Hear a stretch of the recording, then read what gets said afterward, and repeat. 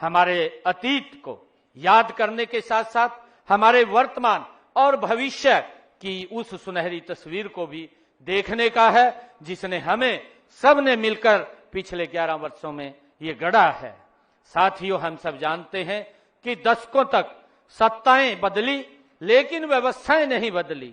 आम व्यक्ति सरकारी दफ्तरों के चक्कर काटता रहता था, भेदभाव का शिकार होता था, जनता से वोट लेने के लिए झूठे वायदे किए जाते थे जिन्हें कभी भी पूरा नहीं किया गया। लेकिन हमारी कथनी और करनी में कोई अंतर नहीं है। हमने गत विधानसभा चुनावों के दौरान अपने संकल्प पत्र में 217 संकल्प लिए थे, उनमें से 54 संकल्प हमने पिछले 1 साल में ही पूरा कर लिया है और 163 पर काम जारी है। साथियों, हमने संकल्प लिया था कि सरकार जनता के द्वार पर जाएगी, जनता सरकार के पास नहीं भटकेगी। हमने पिछले 11 वर्षों में प्रदेश की जनता को उस लटकाने व भटकाने की व्यवस्था से मुक्ति दिलाई है।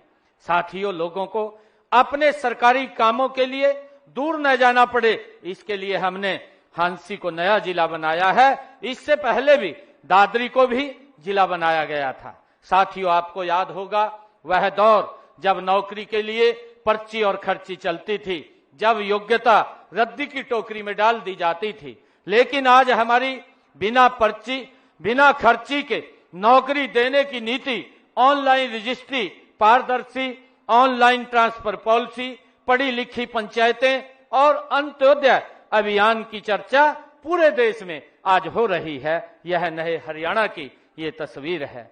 साथियों, हमने ई गवर्नेंस का एक ऐसा नया और अनूठा मॉडल अपनाया है जिसने बिचौलियों की दुकानें बंद कर दी हैं। आज सभी सरकारी योजनाओं और सेवाओं का लाभ घर बैठे ही लोगों तक पहुंच रहा है।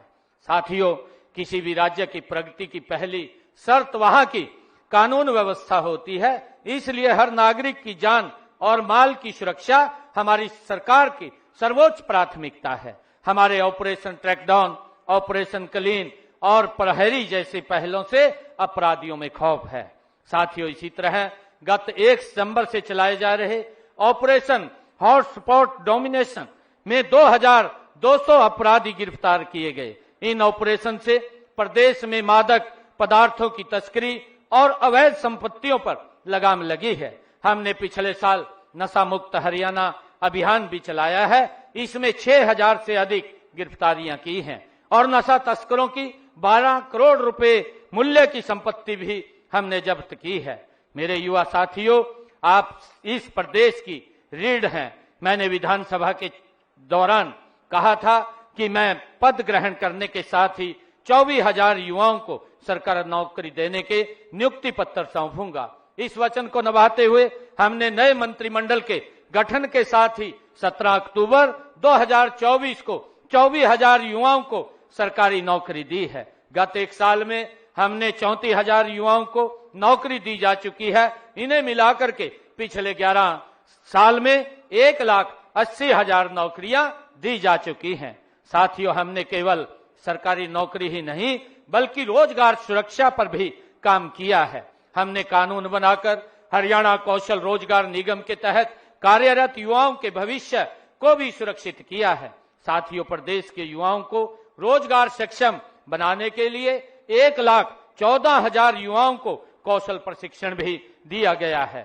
साथियों, डंकी रूट की समस्या को खत्म करने के लिए हमने 26 मार्च 2025 को विधानसभा में बिल पास करवाकर कानून बनाया है। इसका उद्देश्य यात्रा एजेंट के अवैध और धोखाधड़ी पूर्ण लेन देन की जांच कर उन पर अंकुश लगाना है।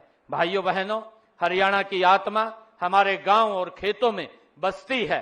किसान हित हमारी नीतियों के केंद्र में है और सदैव रहेगा। आज हरियाणा देश का एकमात्र ऐसा राज्य है जहां किसानों की 24 फसलों की खरीद न्यूनतम समर्थन मूल्य पर की जा रही है। यह मेरे किसान भाइयों के पसीने का सम्मान है। अब तक 12 लाख किसानों के खातों में फसल खरीद के सीधे 1,64,000 करोड़ रुपए डाले जा चुके हैं। साथ ही अब किसानों की फसल का पैसा एग्जिस्ट गेट पास कटने के 48 घंटे के अंदर दे दिया जाता है। पहले प्रकृति की मार से जब किसान की फसल खराब होती थी तो उसे मुआवजे के लिए भटकना पड़ता था। हमने उस दर्द को समझा और समय पर मुआवजे के भुगतान के लिए ई क्षतिपूर्ति पोर्टल बनाया।